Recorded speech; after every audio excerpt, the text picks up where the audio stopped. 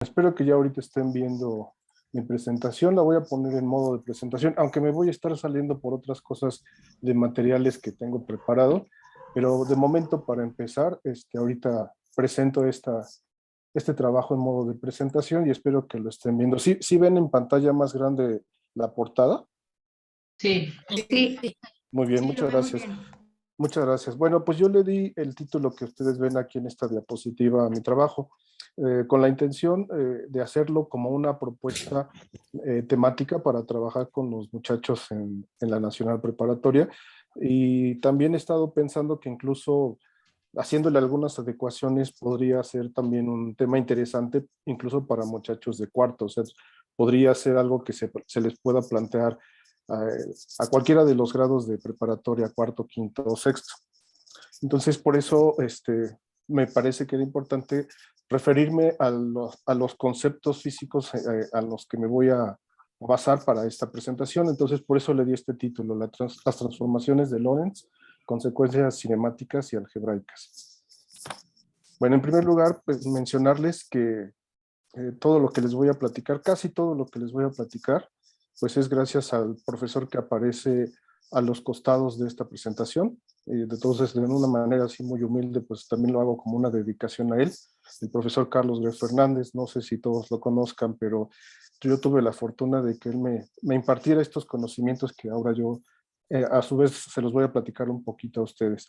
Y puse en medio, no por ostentoso de mi parte, sino todo lo contrario, también insisto como un homenaje al maestro Greff, que pues es uno de los pocos científicos que ha tenido la fortuna de interactuar con una persona tan relevante en la física como fue Albert Einstein. De hecho, fue invitado de Albert Einstein para que le expusiera algunas de las ideas que el mismo profesor Greff tenía, ideas originales en torno a los problemas de la relatividad.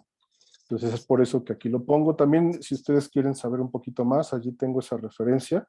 No es la mejor, he encontrado una que me gusta más en la página de la UAM Iztapalapa.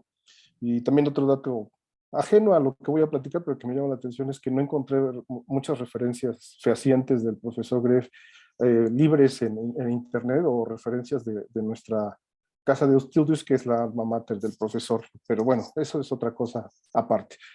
Entonces, de lo que les voy a platicar es de todo lo que yo aprendí con el profesor Greff. En primer lugar, comentarles que pues en todas las ramas de la física siempre hay la tendencia de que pensamos que para estudiar los fenómenos que podemos analizar, lo tenemos que hacer desde algo que le llamamos en la física los marcos de referencia inerciales. Es decir, son espacios que nos sirven como un referente para poder estudiar de manera más sencilla todos los fenómenos que nos interesan en el mundo de la física. También comentarles que para esto se dice que un sistema de referencia es inercial si en este sistema se puede aplicar la primera ley de Newton, que se le llama la ley de la inercia. Más adelante en otra diapositiva entro en detalle de esta ley de la inercia, nada más para tener el referente de decir que se le considera como sistemas de referencia inercial a aquellos donde es aplicable o válida la primera ley de Newton, llamada la ley de la inercia. También considerar que en esta formulación newtoniana de la cinemática, este mismo enunciado que voy a ver, como les digo, en una diapositiva más adelante, por la misma estructura o redacción que tiene este enunciado, coloca en la misma circunstancia o en el mismo nivel jerárquico tanto a los objetos que se están moviendo con una velocidad constante, o también a aquellos que se mantienen en reposo. No hace ninguna distinción físicamente entre el estado de uno y el otro. Lo único que los hace diferentes es la magnitud de la rapidez con que se mueven, y en este caso, obviamente, el caso de los que están en reposo, pues tendrían rapidez cero. En este sentido, bueno, comentarles que si bien es una situación un poco paradójica, buscamos ese tipo de sistemas, como digo, para que la descripción de los fenómenos que queremos observar o analizar se pueda hacer de la manera más simple posible. Sin embargo, como les digo, esto plantea una gran disyuntiva. Y para plantear esta gran disyuntiva, pues aquí hago una referencia concreta a dos situaciones en las que nuestro planeta, como otro cuerpo más del sistema solar, forma parte e interviene en estos fenómenos. Uno de ellos es que si nosotros consideramos un sistema de referencia que esté centrado en la Tierra, pues nos vamos a dar cuenta que todos los habitantes que están alrededor de la zona del Ecuador, vistos desde el punto de vista del centro de la Tierra, pues no tienen para nada un sistema de referencia inercial. Bueno, y esto también en general para cualquier punto de la Tierra, pero es más marcado en el caso de las personas que viven en el Ecuador, ya que para el caso de esas personas, pues vistas desde el centro de la Tierra, están girando más o menos como a 1.700 kilómetros por hora, que no es nada despreciable. Y también, por si eso fuera poco, hablando de lo difícil que es lograr un verdadero sistema de referencia inercial, pues también a su vez otro fenómeno del que participa nuestro planeta como otro cuerpo celeste es que si tomamos como referencia un sistema de coordenadas que esté centrado en el Sol, pues la cosa todavía se vuelve todavía más marcada, más acentuada. Sucede que desde ese punto de vista la Tierra se está moviendo a la nada despreciable velocidad de casi 107.513 kilómetros por hora. Voy a ir haciendo algunas comparaciones y vamos a ver que eso nos da una idea de lo importante que es este número. Pero ya de por sí el número habla de que difícilmente, tomando en cuenta que en principio se supone que nuestro cuerpo celeste, como todos los demás planetas, hace órbitas cerradas alrededor del Sol, pues difícilmente podríamos concebir que tenemos aquí un sistema de referencia inercial. Es una concepción idealista, pero que sí es útil desde el punto de vista de la física. Y por ejemplo, para dar una referencia de lo que comento de lo rápido que se está moviendo nuestro sistema planetario, pues aquí pongo una referencia, si ustedes la quieren después considerar, que habla de una nota que apareció hace como un año en algunas fuentes noticiosas sobre el rompimiento de la máxima velocidad que ha logrado, por ejemplo, un artefacto creado por el hombre. Y el que ha logrado desarrollar una mayor velocidad es esta sonda espacial llamada Parker, que tiene como objetivo, de hecho actualmente ahorita está en órbita alrededor del Sol, estudiando pues más cerca que ningún otro objeto creado por el hombre, todos los fenómenos que tienen que ver con la dinámica del Sol. Entonces ahí les puse esa referencia, pero habría que también reconocer que aunque sí, técnicamente sí ha alcanzado la velocidad más alta que algún artefacto creado por el hombre haya alcanzado, pues esto también está evidentemente ayudado por la gran aceleración que le ha provocado el Sol para este acercamiento que tiene con el mismo cuerpo celeste, con este astro, cosa que no es menor desde el punto de vista técnico, porque implica también, además de que está siendo sometido a unas tremendas aceleraciones, el estar expuesto a muy altas temperaturas. Este aparatito en el frente, no se ve bien esta toma, pero en el frente tiene una placa adiabática que procura que se calienten lo menos posible todos los instrumentos de la sonda, y es interesante que a pesar de que está más cerca del Sol que nosotros, sus instrumentos de medición, todos los que están al interior de esta placa diabática que les comento, se mantienen un promedio como a 25 grados centígrados, a pesar de lo cerca que está del Sol. Pero sí, efectivamente, esta sonda ya salió en las noticias, ha alcanzado la velocidad más alta que un aparato creado por el hombre haya podido lograr. Sin embargo, este aparato apenas superó por algunos miles de kilómetros el dato que les acabo de presentar de la velocidad que desarrolla la Tierra cuando se mueve en su trayectoria alrededor del Sol. Bueno, entonces aquí lo que quiero hacer es mostrarles, ahí pongo unas referencias que también pudieran reafirmar todavía más esto que vengo diciendo de lo difícil que es que se conciba la idea de un sistema de referencia inercial. Por ejemplo, la liga que está arriba, ahorita por tiempo no la pongo, pero la liga que está hasta arriba, si ustedes luego la quieren consultar, muestra el enfoque que una sonda espacial, en este caso un satélite artificial que gira en torno a la Tierra, ha desarrollado durante un año haciendo tomas día con día de cómo se observa desde esa misma, desde ese mismo sistema artificial la Tierra. Y pues es contrastante, habla allí también un poquito sobre los filtros de color que utilizó para hacer todo el montaje de la imagen. Y volvemos a insistir en lo que les comentaba desde el principio. Realmente como seres humanos está difícil que nosotros en la vida diaria podamos pensar en un sistema de referencia inercial, pero desde el punto de vista físico son muy importantes. Una referencia a la que sí voy a entrar y que les voy a poner ahorita, perdón, ya se me movió, me voy a regresar, que voy a tratar de entrar a ella, aquí por las limitaciones que le comentaba al maestro Falconi, al doctor Falconi, no la puse como parte de la presentación porque no pude lograr que lo que voy a mostrar en esta página lo puedan ustedes ver en mi presentación porque no tienen los mismos recursos que se manejan en el PowerPoint de Office. Parece que estoy usando un PowerPoint, pero no es PowerPoint. Entonces me voy a salir tantito de la presentación, voy a compartirles esta liga y allí sí les pediría, si ustedes me pueden apoyar ahorita que les comparte esta liga, que ingresen a ella y ya que cuando tengan la liga, yo les voy a indicar, porque en esa página aparecen varios videos, que observen el primero de ellos, por favor. Pero permítanme tantito, voy a dejar de compartir.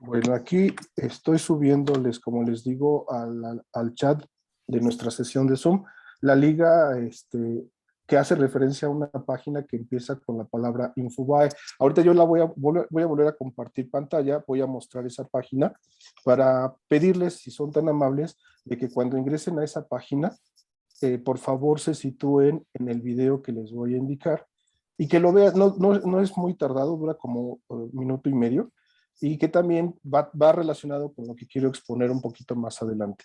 Van a encontrarse que hasta arriba viene este título en la página. Sí están viendo ahorita la página de internet que les muestro, ¿verdad? Sí.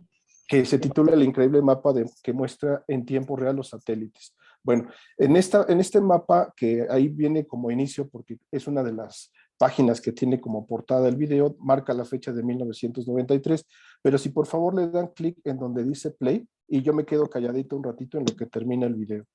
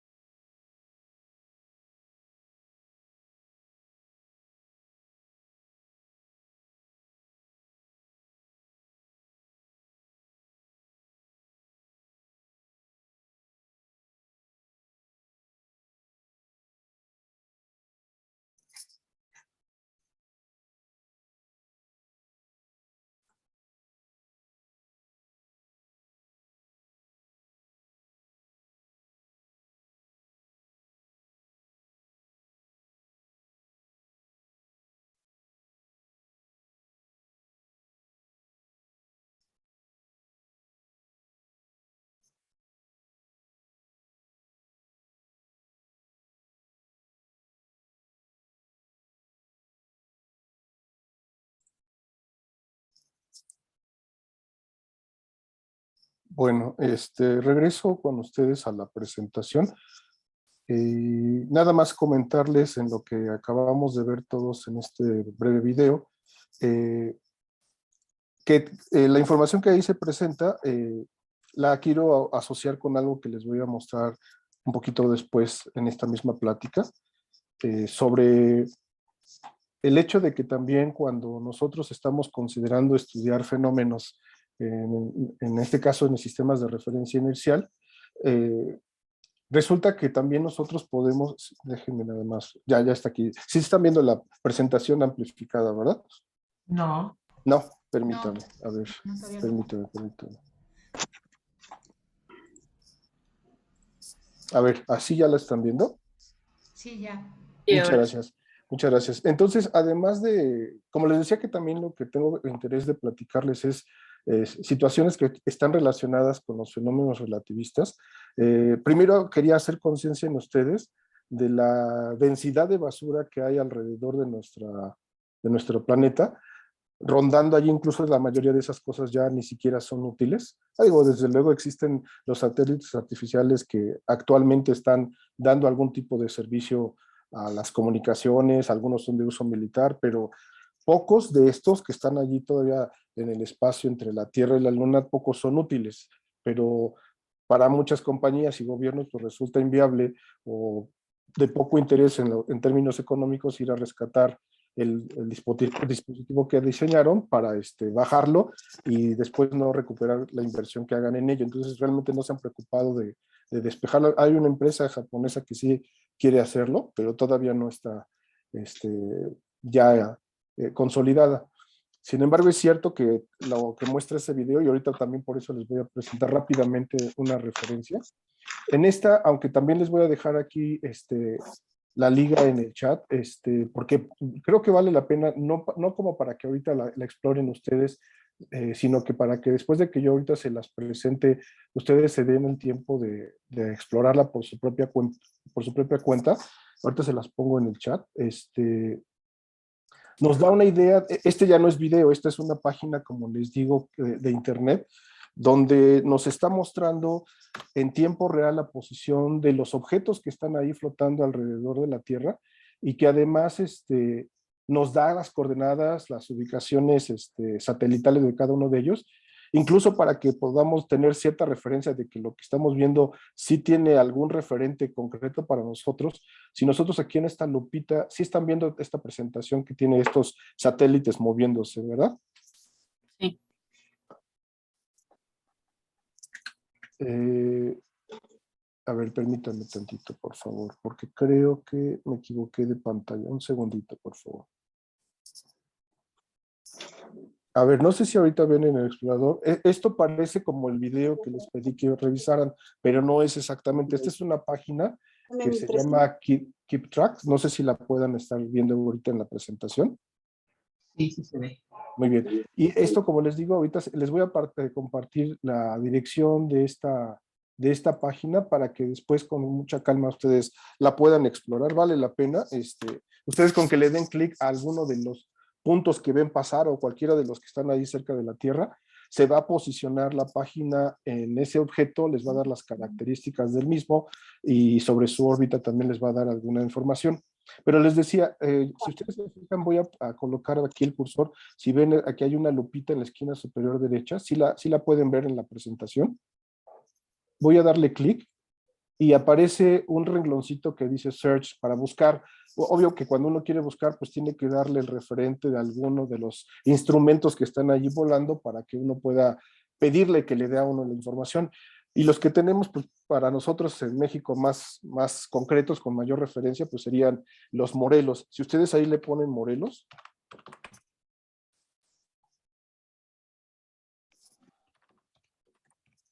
vean que nos hace un listado de 5 cuerpos que están allí diseñados para que los utilice el gobierno mexicano en las comunicaciones.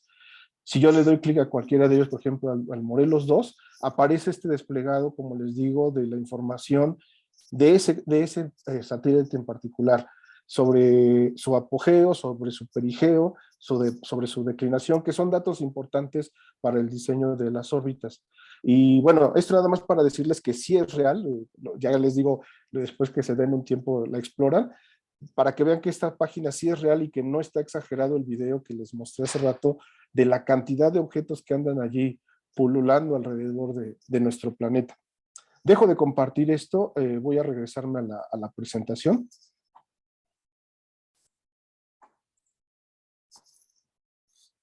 Y continuando entonces con esto que vengo platicándoles, otro referente más de lo difícil que es la noción del sistema de referencia inercial, es este otro fenómeno que en astrofísica se le conoce con el nombre de la precesión absidial. Tiene que ver con el hecho de que, y esto no es nada más particular de la Tierra, ocurre con las órbitas también de los demás planetas, resulta que sus órbitas no están en el mismo plano en el que se mueven todo el tiempo, no están fijos esos planos, sino que esos planos, digamos que tuviéramos el plano clavado con una tachuela en el Sol, ese plano va girando alrededor del Sol. Y es un movimiento muy difícil de detectar por lo lento. Aquí, como les muestro en el título de esta diapositiva, este fenómeno se presenta o se repite una vez cada 112,000 años. Entonces, pues no es fácil de apreciar. Sin embargo, esto también habla de otros movimientos de los que participa nuestro planeta y que difícilmente nos podrían ubicar en un sistema de referencia inercial. Sin embargo, los sistemas de referencia inercial, como digo, son muy anhelados en la física para estudiar fenómenos. ¿Cuáles fenómenos? Bueno, como el que les voy a empezar a platicar a continuación. En primer lugar, mencionarles, como les dije, que les prometía que más adelante les mencionaba la primera ley de Newton. Nos dice que todo cuerpo que permanece en reposo o que ya tiene en sí mismo un movimiento con velocidad constante, va a mantenerse en esas condiciones de movimiento con velocidad constante y en una trayectoria en línea recta, a menos que haya algún otro agente externo que le modifique esta condición. Mientras no actúe sobre él alguna fuerza externa, pues entonces se mantendría en esas condiciones por todo el tiempo. Y esto viene a relación con este experimento que voy a presentar a continuación. Como dice aquí este título, es un experimento muy famoso de la física, tan famoso que algunos le dieron el nombre de el fracaso experimental más exitoso de la física. ¿En qué consiste? Bueno, aquí hay una simulación donde lo que se hace es que a partir de una fuente luminosa se lanza un haz de luz que choca, en este caso, con lo que está aquí en el centro del dispositivo experimental, que es un espejo semitranslúcido, es decir, no es completamente reflejante, parte de la luz permite que se transmita y parte de ella sí es reflejada. Voy a volver a regresar para que vean cómo lo hace. O sea, lo que está ahorita en amarillo es la fuente del luminosa original. Se lanza ese rayo de luz, choca contra este espejo semitranslúcido y parte de esa luz sigue en línea recta como si no hubiera sido desviada. La otra sí es reflejada a otro espejo que está en la parte de arriba y ya los dos juntos se combinan y regresan a un espejo que está en la parte de abajo. Esto es en esencia, nada más que sumamente simplificado, la estructura que hay detrás de lo que se conoce como el experimento de Michelson-Morley. Tenía como objeto este dispositivo medir la velocidad de la Tierra respecto a algo que los físicos de esa época llamaban el éter. ¿Y por qué? Bueno, ahorita primero les explico un poquito de la cinemática de esto para regresar al mismo fenómeno. Vamos a pensar que yo tengo dos sistemas de referencia, el que no tiene variables con letras primadas o nada más X, Y, Z, y el que sí tiene variables con primas, que serían X', Y', Z'. Bajo la condición de que estamos considerando que el que tiene sus variables primadas se está moviendo con una rapidez constante v, que estamos marcando aquí con estas flechas, respecto al otro a lo largo de su eje X.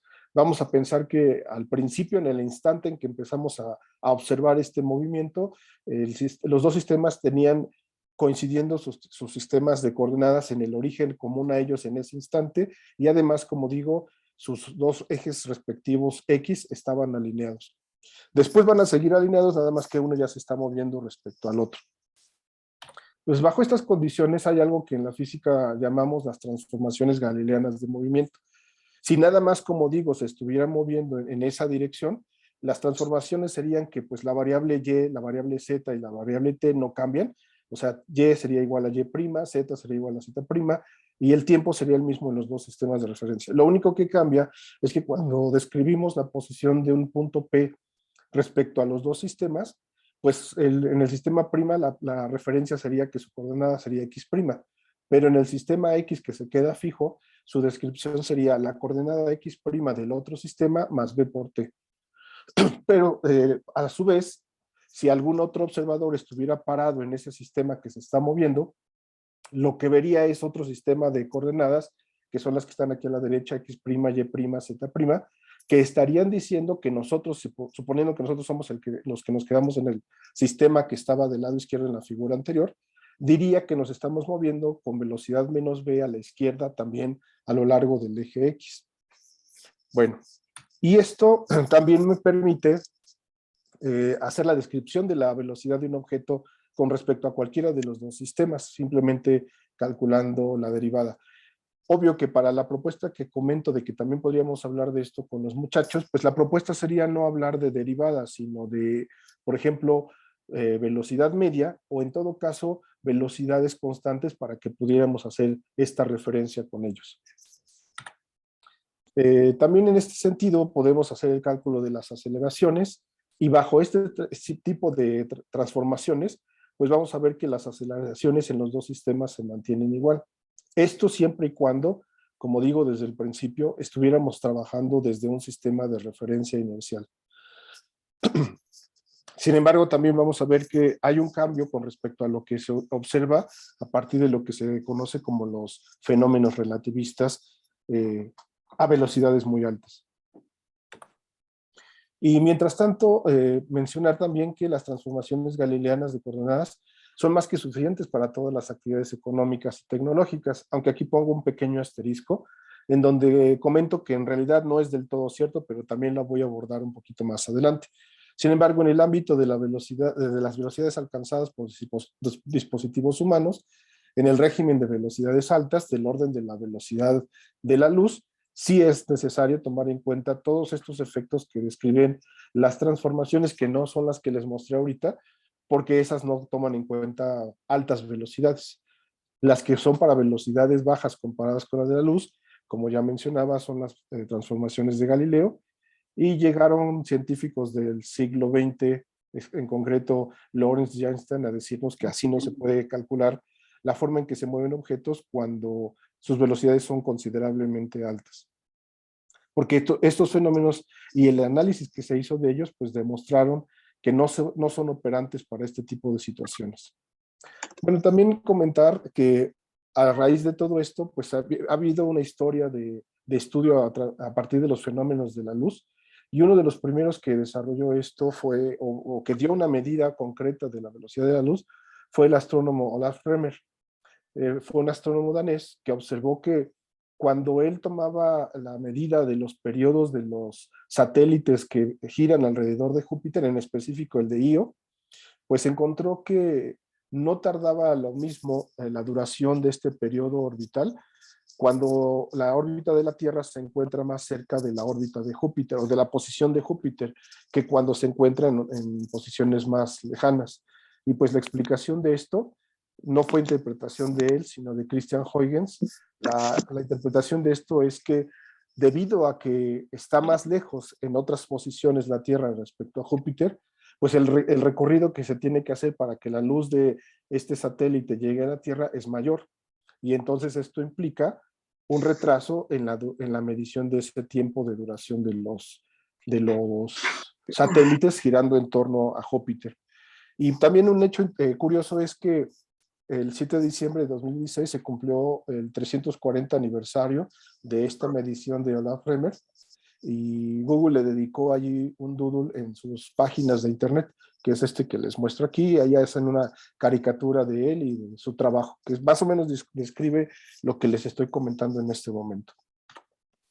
Ya en específico, estamos viendo aquí ya en un diagrama más esquemático, cuando la Tierra está en un punto como el A, pues la distancia entre la Tierra y Júpiter es más corta. Entonces, cualquier objeto que se mueva a una velocidad específica, si tiene que recorrer una menor distancia, entonces en consecuencia tarda menos que si tiene que recorrer una mayor distancia, como sería por ejemplo en la posición B. Y es allí donde se nota el efecto en la duración de estos periodos orbitales de las lunas de Júpiter, que fue de lo que él se dio cuenta.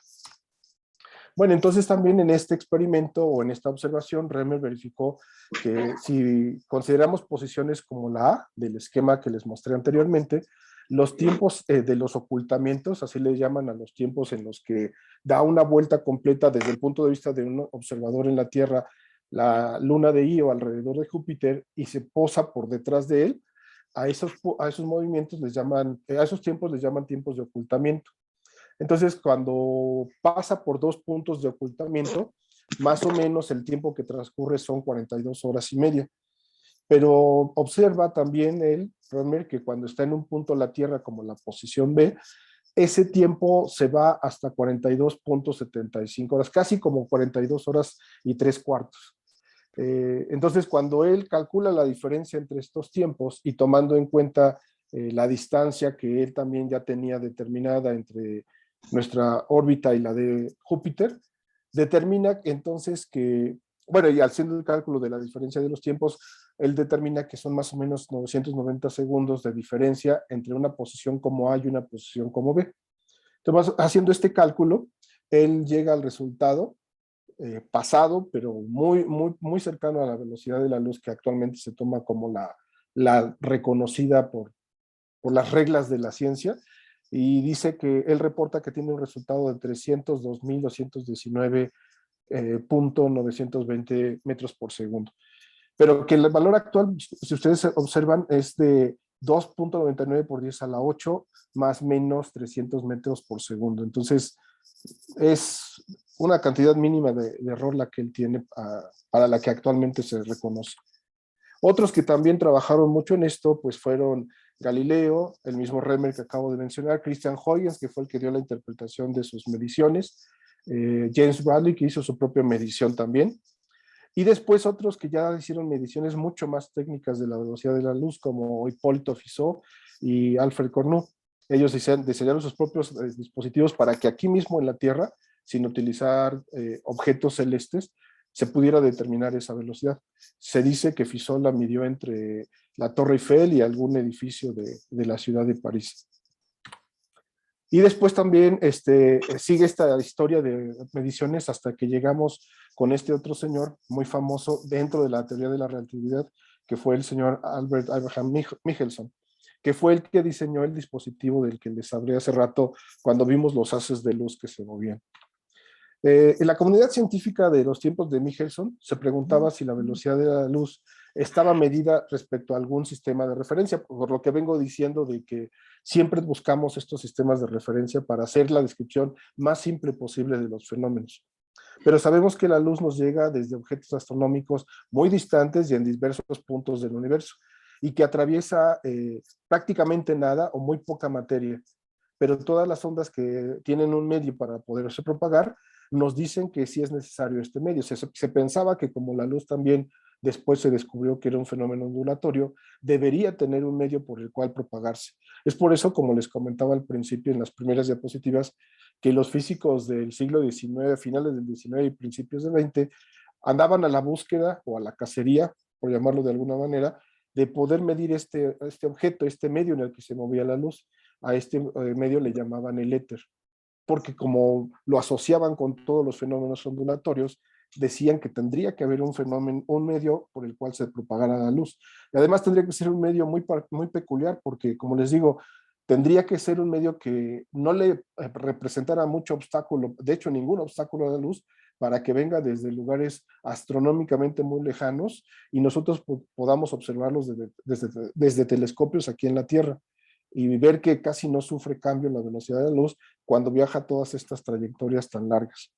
Entonces es un medio muy raro porque le da la facilidad de moverse a muy altas velocidades y además existe por todos lados. ¿Y por qué digo raro? Porque hemos visto en los fenómenos ondulatorios que mientras más rígido es el medio, más fácil le resulta a la onda desplazarse.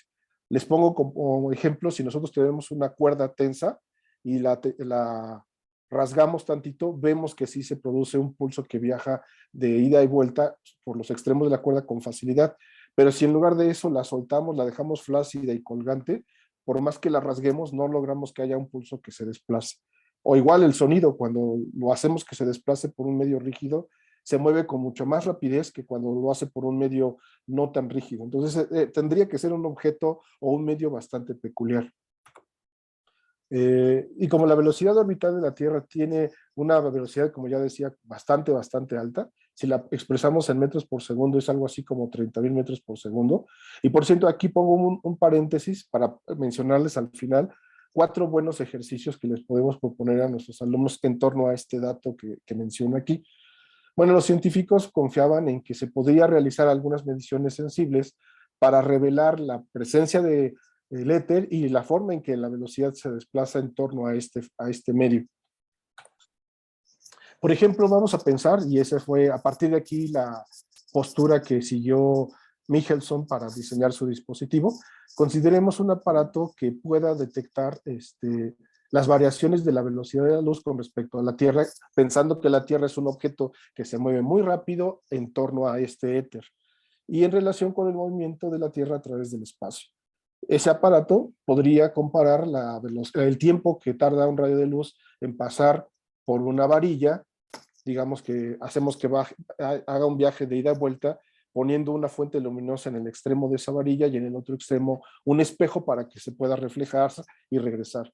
Pero cuando la varilla es paralela al movimiento de la Tierra, deberíamos esperar que no se observara la misma medición de tiempo de ida y vuelta que cuando ponemos esa varilla en forma perpendicular.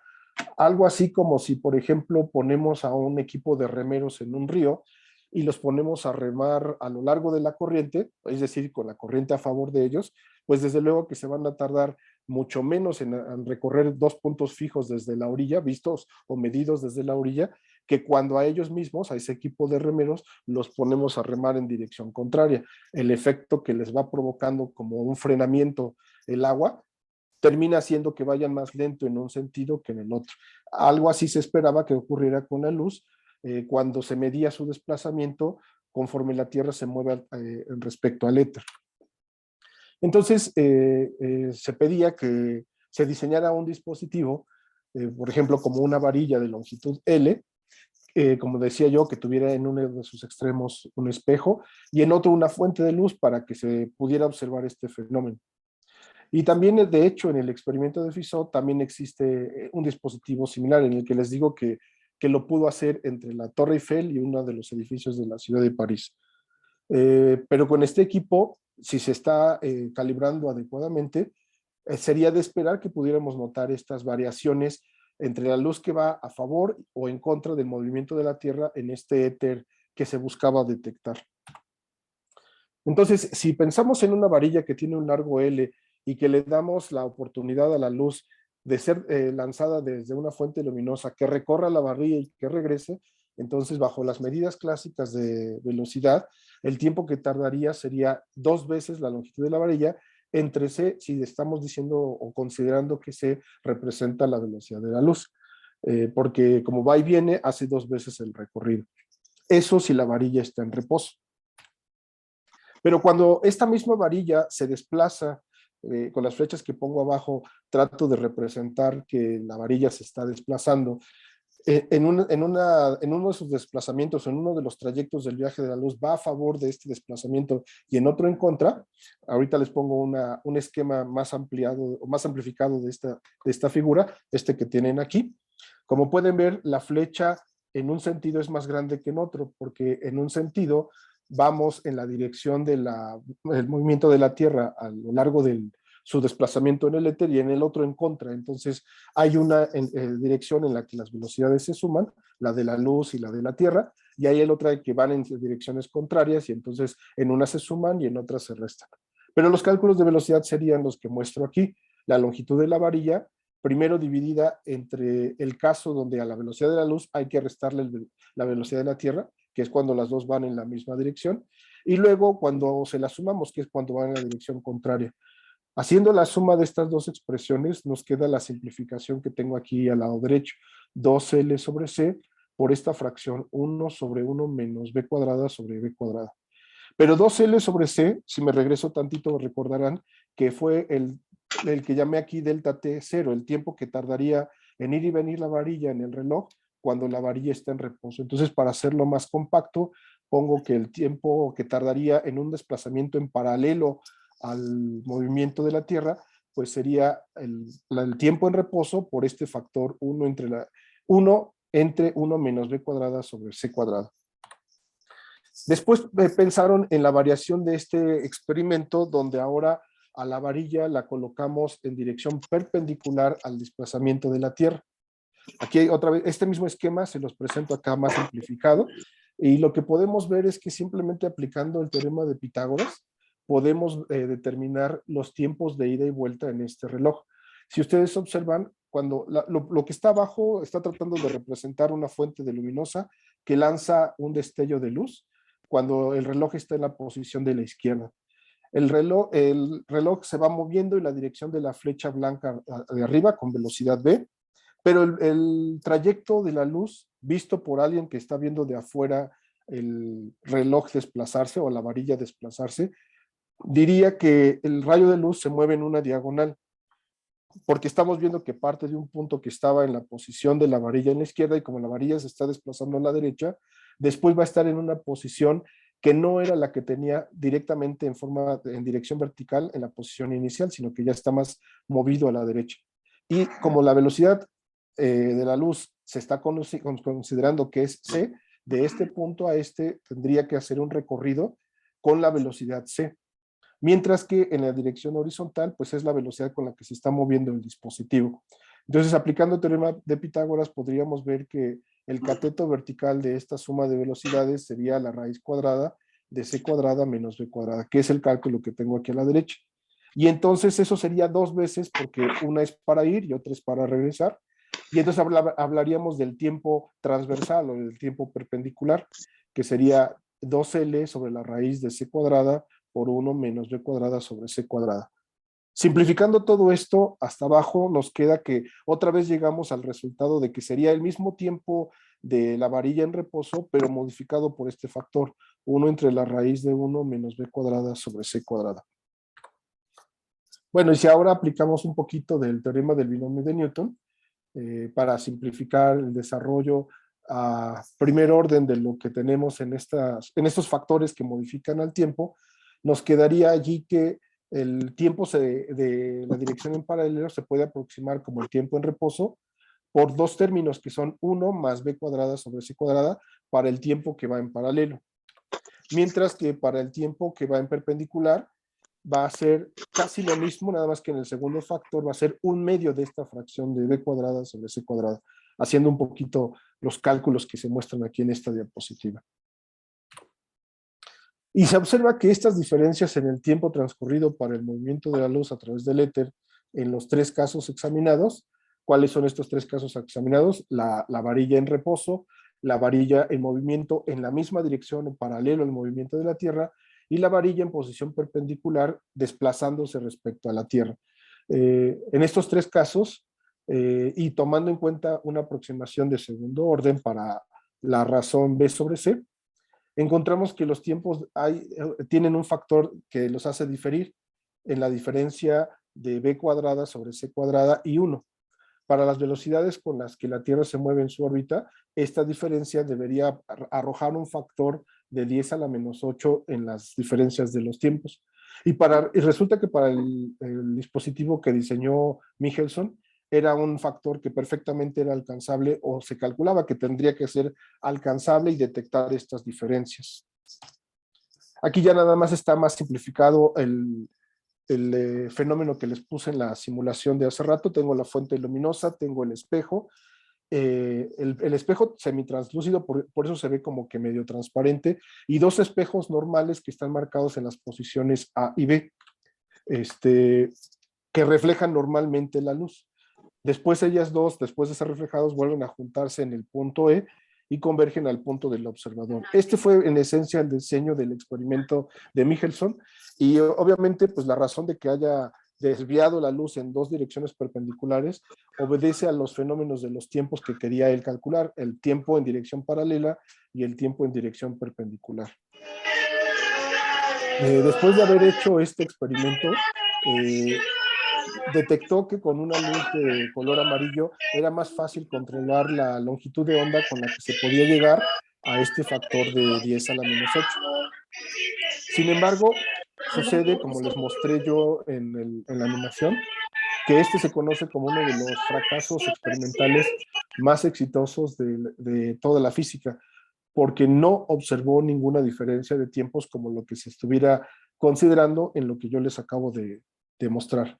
Él observó que, tratándose del rayo A o del rayo B, no había diferencia de tiempos. Eran exactamente los mismos tiempos, no los que estábamos mostrando en nuestros cálculos anteriores. Ahora sí regreso a los ejercicios que les estaba yo comentando, y uno de ellos es el primero que muestro aquí en esta diapositiva. Proponerle a nuestros alumnos que, usando como promedio una órbita circular cuyo radio sea lo que se conoce en astronomía como una unidad astronómica, más o menos es el dato que está aquí de 149.597.870.700 metros, a eso se le conoce como unidad astronómica, y es más o menos el radio promedio de la órbita de la Tierra, que no es una órbita circular, es algo más o menos como una elipse, aunque no es una elipse por lo que acabo de decir, de que hay otros fenómenos que afectan, como el periodo absidal. Hay muchas cosas que hacen que la Tierra no esté moviéndose en una órbita elíptica, pero suponiendo que todos esos efectos fueran nulificados o llevados al mínimo para no ser considerados, pues esto más o menos sería un dato realista. Podríamos decir entonces que ellos podrían calcular el movimiento de la Tierra como si fuera un objeto que tiene un movimiento circular uniforme alrededor de la Tierra y que tarda aproximadamente 365 días y un cuarto de tiempo en hacer este recorrido. Y con esto tratar de determinar la rapidez media de la Tierra en su movimiento. Haciendo el cálculo, y si lo hacen, como dije hace rato, el dato que diera redondeado, decía yo que era 30,000, pero si uno hace el cálculo ya con datos más confiables, se llega al resultado de 29.865.32 metros por segundo. El segundo ejercicio que les podemos proponer a ellos es que calculen la longitud aproximada que recorre la Tierra durante un día de su órbita. Y otra vez, bajo el supuesto de que se está moviendo en una órbita circular a una velocidad con rapidez constante, nos vamos a dar cuenta de que el resultado es verdaderamente asombroso, es de 2.580.363 kilómetros. Pero yo sé que esos son ya números astronómicos que, si no les damos a ellos referentes para que tengan contra qué compararlos, pues difícilmente podrán darle un parangón, una estimación a lo que significa ese número. Es por eso que propongo el tercer ejercicio. El tercer ejercicio consiste en que investiguen las longitudes de los radios de los principales cuerpos planetarios del sistema solar. Esto es desde Mercurio, el radio de Mercurio, hasta el radio de Neptuno, que calculen la suma de los diámetros de estos 8 cuerpos planetarios. Y después, aquí obviamente para darles la información completa, a ustedes sí les estoy presentando todo lo que ellos tendrían que hacer, y después que investiguen el radio promedio de la órbita de la Luna alrededor de la Tierra. Y van a encontrar ellos, si hacen esa investigación, que es de alrededor de 384.403 kilómetros. Más o menos, si comparamos el valor real con el que les digo, es casi 1.009. ¿Y qué tiene que ver esto con los datos anteriores? Bueno, una referencia importante es que, perdón, me pasé de diapositiva, una referencia importante es que si ellos pusieran alineados, por eso les pido que hagan este ejercicio número 3, si ellos pusieran alineados los cuerpos de estos 8 planetas que propongo, uno junto al otro, estarían entrando casi exactamente en esta órbita en este radio de la órbita entre la Tierra y la Luna. Y lo interesante es que cuando hagan el cálculo del ejercicio 2, la Tierra recorre esa distancia en más de 6 veces, la recorre casi 6.5 veces.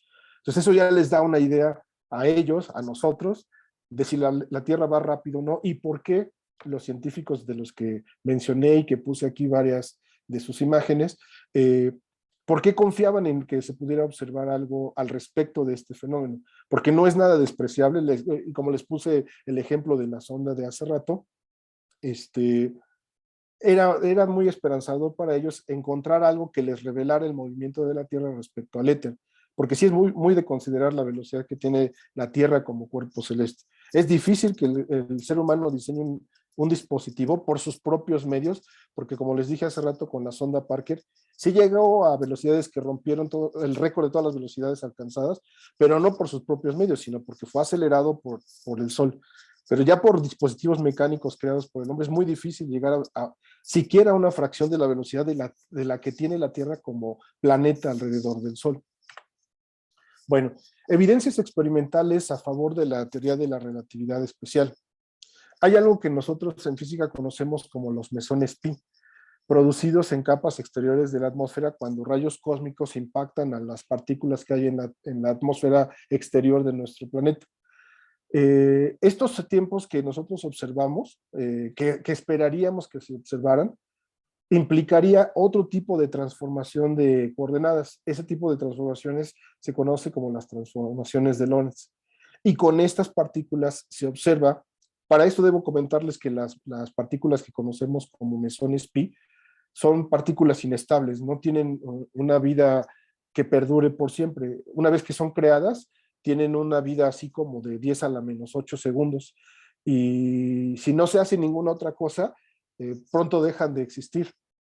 Sin embargo, como les digo, cuando llegan rayos cósmicos e impactan en la atmósfera exterior de la Tierra, en las capas exteriores de la atmósfera, se ha detectado con dispositivos que los científicos utilizan en los aceleradores de partículas, se ha detectado que aquí están presentes en la superficie de la Tierra cantidades considerables de mesones pi, lo cual no debería ser porque, les digo, duran muy poco en su existencia porque son partículas inestables.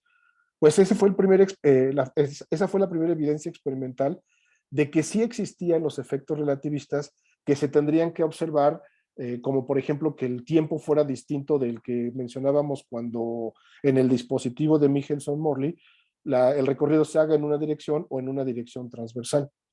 Esa diferencia de tiempos fue muy famosa y en física se conoce como la dilatación del tiempo. Resulta que en este fenómeno de desplazamiento de los mesones pi, les da el tiempo suficiente este fenómeno de la dilatación, porque van casi, una vez que son producidos, casi alcanzan la velocidad de la luz allá en las capas superiores de la atmósfera, que les da el tiempo suficiente, a pesar de que siguen siendo partículas inestables, de llegar a la Tierra y poder ser detectadas antes de que decaigan y se conviertan en otro tipo de partículas.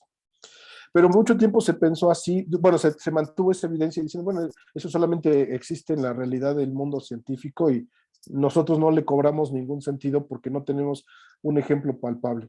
Pero una cosa que sí le podemos decir como otra evidencia experimental a nuestros alumnos es, por ejemplo, el caso de los sistemas GPS de localización satelital. Si bien los GPS, los satélites que intervienen y por esto también fue a raíz de esto que voy a mencionar ahorita, es que les presenté el video que vimos al principio. Además de que hay muchos cuerpos en el entorno de nuestro planeta, todos ellos moviéndose al mismo tiempo, pues se tiene que considerar los efectos relativistas, no porque se estén moviendo a grandes velocidades, sino porque trabajan con señales que van a la velocidad de la luz. Si eso no se considerara, y al principio no se consideraba, empieza a haber desfasamiento en las comunicaciones y termina siendo muy infructuoso el uso de los sistemas satelitales. Posteriormente se tomó en cuenta que los efectos relativistas de la dilatación del tiempo sí tenían que ser considerados y empezaron a sincronizarse sin problema porque se tomó en cuenta este efecto. Entonces, ¿a qué viene esto? Pues que ellos reciben señales en sus celulares a partir de satélites que están trabajando con este principio. Entonces, aunque nosotros como tal no nos estamos desplazando a la velocidad de la luz, sí nos podemos ver afectados por otros objetos que sí son afectados directamente por estos fenómenos relativistas. Aquí nada más proponer algunas referencias para nuestros alumnos que pueden ser de mucho interés para ellos. No se vayan a preocupar, aunque dice ahí Einstein, él realmente también escribió un trabajo de divulgación, que es el que aquí les propongo, es el de la introducción a la teoría especial de la relatividad. Es un trabajo de divulgación muy, muy al alcance de los alumnos, como digo, de cuarto, de quinto y de sexto. Pero también un trabajo un poquito más desarrollado en términos de que no se queda a nivel divulgativo, es el segundo que les pongo aquí de Katz, una introducción a la teoría especial de la relatividad, o uno todavía un poco más adentrado en el tema, que es el de física moderna de Server. Muchas gracias por su atención. Muchas gracias, profesor. Muy interesante y siempre el espacio siempre es algo muy atractivo para los alumnos. Está muy, muy, muy interesante. Gina, ¿querías comentar algo? Hola a todos. Ay, pues Moisés, te quiero agradecer tu presentación y quería comentar, cuando estabas hablando me estaba acordando de Carl Sagan. Ajá. Sí. Yo luego leía leí algunos de sus libros y luego también lo veía en sus series. Sí. Y Carl Sagan en 1966 o por ahí, no me acuerdo bien y tampoco son las palabras exactas, pero dijo algo así como que la vida de nuestros satélites artificiales iba a exceder a nuestra civilización y que estos satélites artificiales pues quedarían como monumentos de nuestra especie ya extinguida, ¿no? Sí, sí, sí. Una especie extinguida que alguna vez había habitado la Tierra, algo así dijo. Entonces nada más quería, bueno, comentar eso que me lo recordó y que bueno, también es interesante leer a Carl Sagan, ¿no? Claro, sí. Quería nada más, sí, estoy viendo aquí que eres, otra cosa ya aparte, estoy viendo aquí, nada más quería confirmar que eres de la prepa 2, Sí, es correcto, sí. para la constancia. Y también comentarles a todos que ahorita Patti les compartió un drive para que anoten si quieren platicar.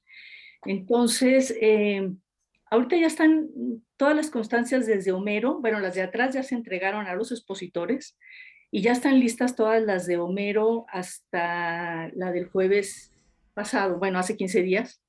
Faltaría incluir la de Moisés y las otras ya están todas listas con la firma del director. Y quiero aprovechar ahorita que ya va a terminar el año, agradecerle, que creo que no lo he dicho, a la Secretaría de Comunicación y Divulgación de las Ciencias de la Facultad, que nos apoya. Ellos son precisamente los que nos apoyan para hacer estas constancias. Entonces, estaríamos esperando la firma de la doctora Valle ya una vez que se incluya la de Moisés, ¿no? Y Patti, espero que se las podamos entregar, ¿no? Antes de que termine el año a los expositores. Y bueno, entonces les quiero pedir ahí en el drive que pongan su nombre completo, empezando por el nombre de pila, con todo y acentos, el título, el plantel, ya le anoté ahí plantel para que se incluya, y la fecha de su exposición. Ahorita no se tienen que preocupar hasta ahorita, sino los que siguen, porque creo que sí ya los tengo todos hasta ahorita, ¿no? Ya nada más me faltaba confirmar la prepa 2 de Moisés. Y bueno, pues agradecerte de nuevo, Moisés. Muchas gracias. No, muchas gracias, profesora.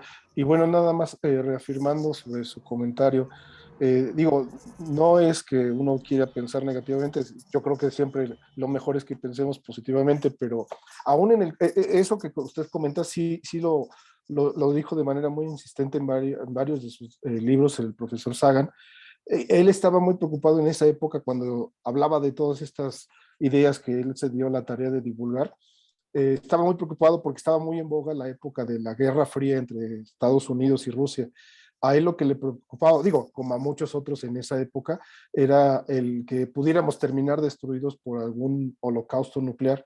Y él difundía todo esto con ese fin de promover que se entendiera que pues se iban a quedar esos trebejos que andan allí volando, esas latas de sardinas que andan ahí volando alrededor de la Tierra, como algo que quedaría en la historia de que allí hubo alguna vez una especie porque ya habrían quedado todos destruidos. ¿Por qué digo esto? Bueno, en primer lugar, porque así fue como él empezó a dar origen a este tipo de ideas que fue divulgando, pero yo ahora lo quiero conectar con nuestra actualidad, aunque tal vez ahora en el sentido de una guerra fría, ya los gobiernos van entrando más en conciencia de que si llegara a ser, sería la última y no habría quien contara lo que quedara después. No tenemos que ir a otra cosa tan holocaustica como eso. No queremos entender que nuestro planeta nos lo estamos acabando, en todos sentidos, nos estamos acabando los recursos, lo estamos impactando ecológicamente.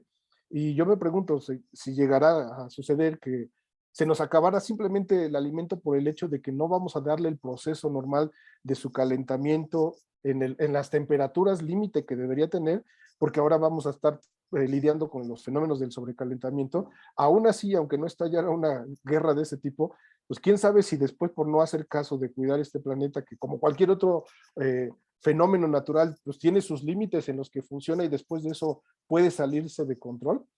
Entonces sí también podría ser el caso como él lo vaticinaba, pero nada más que ahora no por un holocausto nuclear, sino por negligencia de la especie humana de no querer corregir el rumbo. Puede ser que siga siendo la amenaza de que allí esos trebejos queden como evidencia de que una vez hubo una especie humana. Espero equivocarme, como también él se equivocó, pero creo que tenía mucho sentido esos mensajes que él transmitía. Pero sí, yo también recuerdo eso, maestro. Sí, ¿verdad? Bueno. Muy bien, muchas Hay gracias, dos Gina. manos levantadas, Clarita. Sí, hay Silvia, Silvia, Sí, muchas gracias. Buenas tardes. Buenas tardes. Hola, Pati. Hola a todos. Es un gusto verlos. Yo quiero felicitar al profesor porque creo que ha sido un tema muy importante y la parte de la interdisciplinariedad. Esto que a veces nos cuesta mucho trabajo, el buscar temas con los que les podamos llamar la atención a los chicos, como decías, Clara, un tema muy importante, ¿no? El espacio siempre llama la atención, pero creo que además, aparte de lo que decía Moisés ahorita, se junta la parte del cuidado del medio ambiente, que es responsabilidad de todos los seres humanos. Y esto se relaciona de una manera muy clara, el cuidado y lo que se tiene que hacer. Pero me gustó mucho la parte en la que creo que se puede utilizar este tema para los chicos de cuarto, de quinto y de sexto. Y cuando decía Moisés la aplicación del teorema del binomio, fue la parte que me gustó mucho, porque después en temas selectos estamos buscando cómo encontrar aplicaciones para que ellos palpen en un contexto real el uso de este tipo de herramientas tan lindas que son para nosotros, y que de esa manera los vamos conectando de una mejor manera con los temas. Y pues la física es maravillosa, ¿no? De verdad que la forma en la que nos explicaste ahorita, Moisés, pues la verdad es que creo que es muy, aparte de bonita, es apasionante, es interesante. Y pues sí, me parece un tema muy, muy lindo que se puede explotar de muchas maneras. Muchas gracias por el tema y por las ideas dadas. Gracias. Muchas gracias, maestra Silvia. Sí, yo escogí este tema también precisamente como lo comenta la maestra Silvia, porque yo también tengo un grupo de temas selectos y me preocupa mucho buscar ejemplos en donde a ellos pues les pueda dar evidencias concretas, no sacadas de la manga, sino cosas que uno de verdad ocupa para propósitos específicos, que no tenga que ver con nada rebuscado, sino con cosas reales. Pero es interesante que, por ejemplo, aplicando el binomio de Newton, uno puede explicar en una aproximación a segundo orden las mismas transformaciones de Lorentz sin tener que entrar, como les digo, hace rato mencionaba de que es un trabajo tan importante y de un nivel tan elevado, el de la teoría de la relatividad, que pocos tuvieron el orgullo como el maestro Greff de estar allí al tú por tú, como nosotros podemos estar entre colegas aquí en los planteles de la prepa hablando de temas, él con Einstein. Pero con esta aproximación del binomio de Newton podemos hacerles ver estos resultados sin tener que entrar en cosas tan profundas. A mí me gusta mucho y agradezco también las palabras de la maestra Silvia. Creo que siempre son buenos esos ejemplos para que los muchachos vean que nosotros no andamos en las nubes y que sí aterrizamos las cosas con ellos. Claro. Muchas gracias por sus palabras. Pero algo muy interesante es la forma en que nos atrapaste, Moisés. O sea, a la hora de que nos pones los videos, al principio, es una forma de atrapar la atención padrísima. La verdad, felicidades. Muy, muy, muy buena exposición. Me gustó mucho. Muchas gracias, maestra Clara. Bueno, desde luego, como les vengo diciendo a raíz de lo que contesto del comentario de la maestra Silvia, pues sí, yo tengo la intención de que sea con la finalidad de llevárselo a mis alumnos, de que ellos finalmente vean allí en cosas que nada más con que yo les pase una liga de internet, lo están viendo, y aunque yo no tenga el gran recurso en mi computadora, ellos lo pueden ver desde su computadora y los pueden estar repitiendo y revisando que lo que les estoy diciendo es información que ahí está, que la pueden cotejar, claro, ¿no? Sí. En el celular también lo pueden ver. También lo pueden ver en el celular. Padre. Profesor Manuel. Quiero contestar unas preguntas que me puso el maestro Gabriel aquí en el chat. Sí. Nada más que le puse a él que las estoy buscando, pero como al mismo tiempo estaba oyendo de los maestros que amablemente me han estado haciendo comentarios, me ha estado costando trabajo, pero sí las estoy buscando ahorita aquí en el chat. Mientras podríamos escuchar al maestro Manuel Olivares. Sí, adelante. A ver, profesor Manuel. Sí, muchas gracias. Buenas tardes a todos. Buenas tardes. Bueno, una disculpa, llegué tarde a la sesión del día de hoy y lo lamento. Creo que estuvo muy bonito el trabajo que se nos presentó. Me perdí algunas cosas. Sin embargo, comparto algunos detalles. A mí me gusta mucho la forma en que Michelson y Morley abordaron el problema del éter. Considero que parte de la belleza de su trabajo reside precisamente en el ingenio. ¿Cómo le hicieron para tratar de abordar y explicar ese concepto? Más aún, su trabajo es de tal trascendencia que hoy en día hay muchos dispositivos que tienen una ligera modificación. Uno de los espejos se puede mover. Y eso se aplica de inmediato en cosas que vemos cotidianamente en series de televisión, por ejemplo. De repente nos dicen, mete unas muestras de cierto material que estaba presente en el lugar de un homicidio, en la escena del crimen, y el aparato me dice, bueno, había arcillas, residuos vegetales, cenizas. ¿Cómo le hace el aparato para detectar que sucedió tal cosa? Ah, bueno, pues ahí se está aplicando precisamente el interferómetro de Michelson. El espejo del fondo es móvil y por lo tanto puede detectar las vibraciones a nivel molecular de los componentes. Y de hecho ahí participa uno de los invitados que cada año se le hace un festejo, el número pi, que es fundamental para hacer la transformación del dominio del tiempo a la frecuencia y a través de la velocidad de la luz del espacio al número de onda. Y eso es fascinante también. A veces lo platico con mis chicos de sexto área 2 y de igual manera quedan intrigados. ¿Cómo se le hace? ¿Cómo entran las matemáticas para poder permitirnos, como decía el profesor Moisés en estos instantes, para poder permitirnos palpar algo, decir, este hombre es inocente porque las pruebas demuestran que no estuvo en la escena del crimen, por ejemplo? Entonces, pues me gustó muchísimo, lo lamento haberme perdido. Yo creo que posteriormente voy a tener que revisar la grabación. Muchas gracias. Sí, sí, claro, al rato va a estar la grabación ahí puesta. Muchas gracias, maestro Manuel, también por sus Gracias. palabras, pero igual coincido con usted. Es bien interesante que desde el punto de vista tecnológico de diseñar el dispositivo para tener la capacidad de medir una velocidad tan tremenda, no hay nada tan rápido como no hay ningún otro fenómeno, y usted lo sabe bien, no hay ningún otro fenómeno que se mueva a esa velocidad, la velocidad de la luz, pero nunca ha estado, yo creo que ese es el único límite que no tiene el ser humano, nunca ha estado limitada la imaginación del ser humano, y precisamente el ingenio de Michelson, allí estuvo, el de utilizar la relación entre la frecuencia y la longitud de onda para una constante que sabemos que se rige en todos los lugares del universo, que es la velocidad de la luz, y efectivamente, como usted dice, vinculada con otra constante que más bien es ajena a la física, pero que está inmersa en la matemática misma, que es el número pi. Es increíble cómo se vinculan las leyes físicas, las leyes matemáticas, en cosas que si no se las platicamos a los estudiantes, creo que se están perdiendo de mucho. Y esto que acabo de decir es valiosísimo. O sea, poderles decir, mira, esto que tú estás viendo aquí en matemática abstracta, tiene su evidencia, su verificación real en estas manifestaciones de fenómenos físicos. Pero sí, eso que usted dice es muy acertado. Ya me encontré una de las preguntas del maestro Gabriel que dice, bueno, les leo tantito, dice, primero él me pregunta, ya se me dice, ya que, no, es que primero él me pregunta, ¿impartes cursos de física? Y luego ya él continúa con otra pregunta, ya que de acuerdo a los nuevos programas de física se puede desarrollar el curso haciendo un estudio de satélites para cubrir los temas del programa. Sigue su comentario. Como veo, tu explicación estaría bien que dieras cursos de física. Bueno, tristemente, primero, contesto, daba clases de física. Cuando yo me volví maestro de la Nacional Preparatoria, yo ingresé básicamente como maestro de física. Tenía yo 3 grupos de física y 1 de matemáticas. Y voy a decir algo que a mí me da tristeza y a lo mejor se ríen de mí, pero a mí me da tristeza. Con toda intención dejé las clases de física, porque me sucedió algo muy lamentable, algo de índole político que no debería ser, pero realmente fue. En la época en la que yo ingresé al plantel, yo soy del plantel 2, bueno, y no sé si siga, porque como yo me desligué de eso, no sé, pero supongo que sí.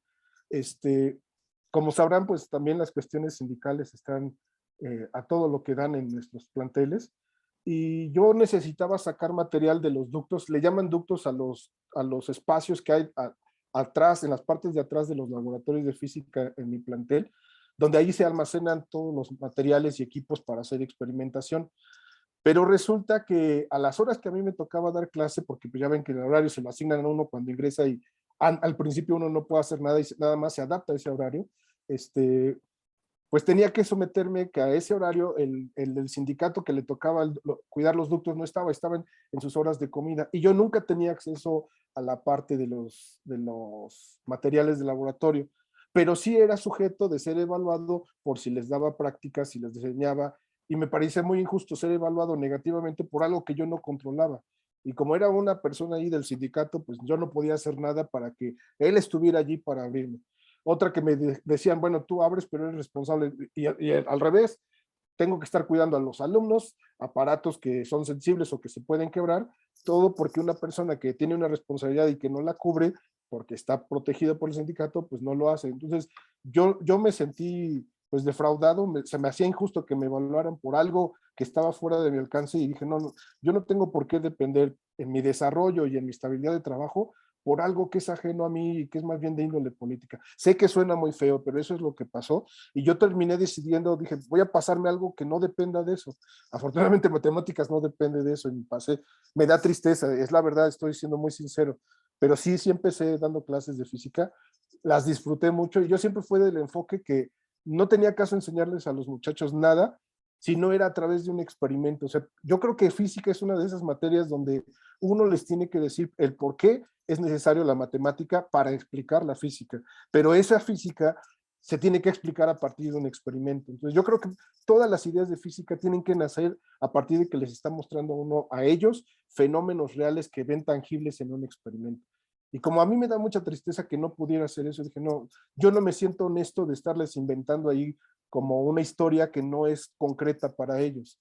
Pero sí contesté, bueno, me salí mucho del tema, no doy física, di física, y coincido con Gabriel en que ese tema es importante para la física en los programas actuales.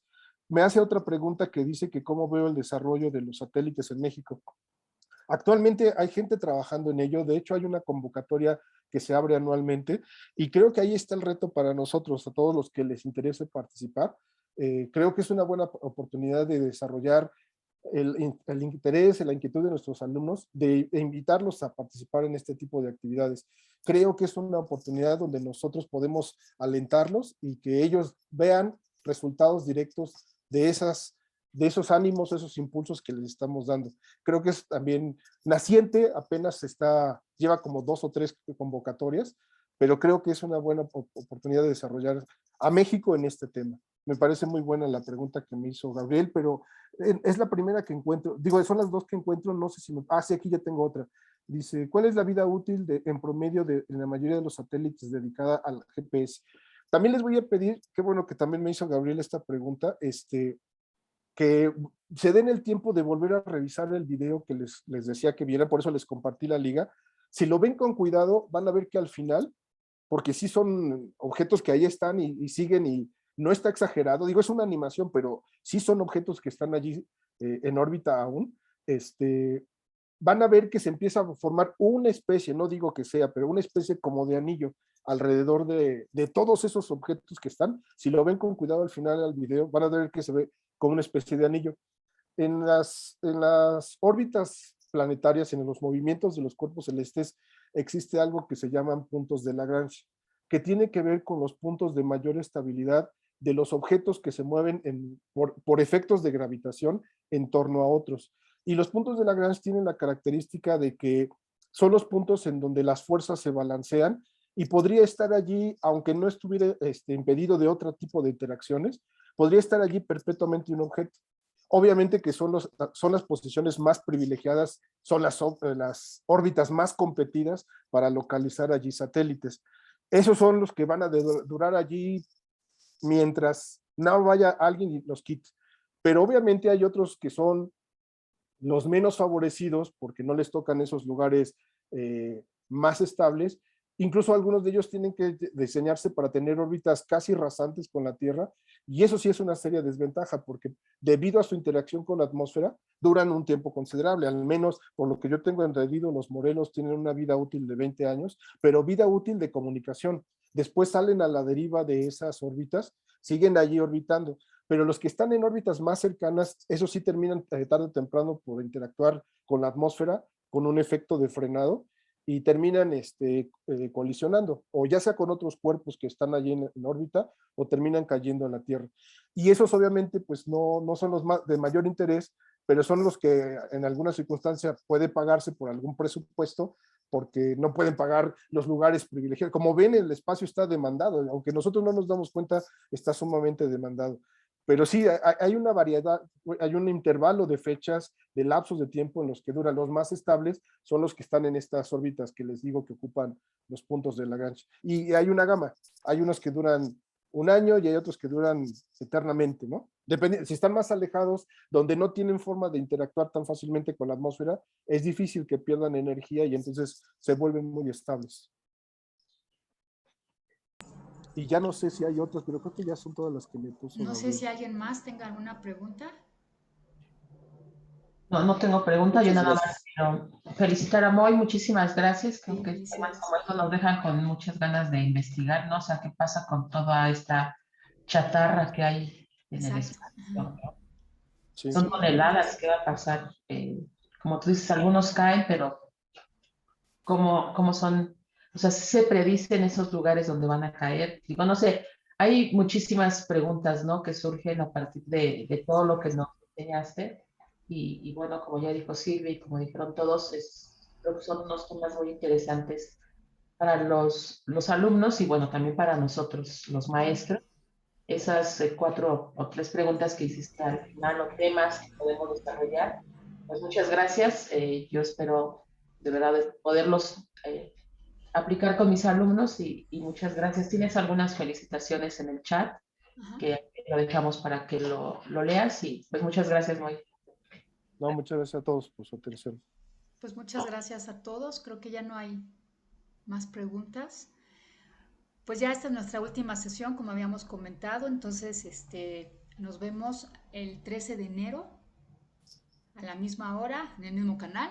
Y aquí nos vemos. Tengan unas felices vacaciones muy merecidas. De todos modos, algunos nos vamos a ver por ahí en el diplomado, pero les mando un abrazo y muchas felicidades para todos. Para Y un toda su abrazo comunidad. para Y todos. síganse Igualmente, muchas cuidando, gracias. por favor. Hay que seguir cuidándonos. Cuidemos mucho. Sí. Gracias a todos. Hasta luego, Gracias. Muchas Hasta gracias. gracias. luego. Nos vemos. Bye. Hasta luego. Bonitos días. Coman rico. Bye. Hasta Bye. luego.